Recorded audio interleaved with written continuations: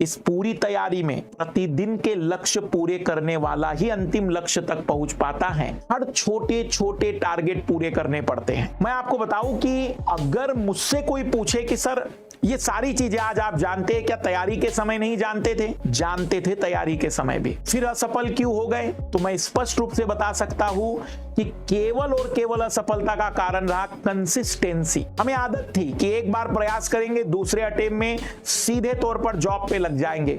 अगर और एक दो अटेम्प्ट लेते तो शायद सिलेक्शन की संभावनाएं बढ़ जाती, पर अंदर आवाज आती थी कि नहीं, इतना टाइम देना नहीं जिंदगी में इसको।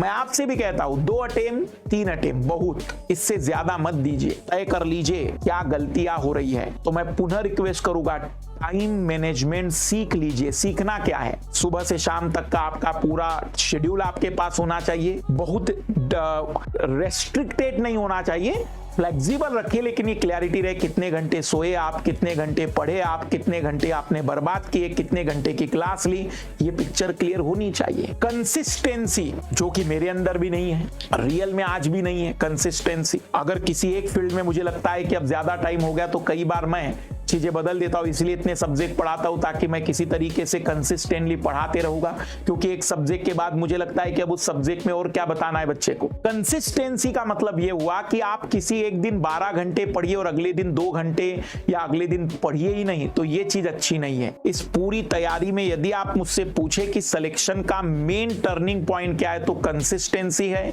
मेन टर्निंग पॉइंट क्या है, तो डिसिप्लिन है। अगर आप अपने आप को डिसिप्लिन में रख सकते हैं, कंसिस्टेंट रख सकते हैं, तो यह परीक्षा सबसे सरल परीक्षा है। और अगर आप अपने आप को डिसिप्लिन में नहीं रख सकते, डिसिप्लिन का मतलब समय पर क्लास करना, समय पर अपने सब्जेक्ट को कवर करना, चीजों को प्रॉपरली देखते चलना और कंसिस्टेंटली अपनी तैयारी को बनाए रखना। यदि इन 5 में से, ध्यान से सुन लेना, 4 सवालों के जवाब आपके यस हैं कि हाँ मैं अनुशासन में हूं, निरंतर हुए समय प्रबंध, आत्म मूल्यांकन और प्राथमिकता हमेशा मेरे लिए टारगेट की रही है, इनमें से 4 यस है, तो मेरे हिसाब से आप एक सीरियस कैंडिडेट है।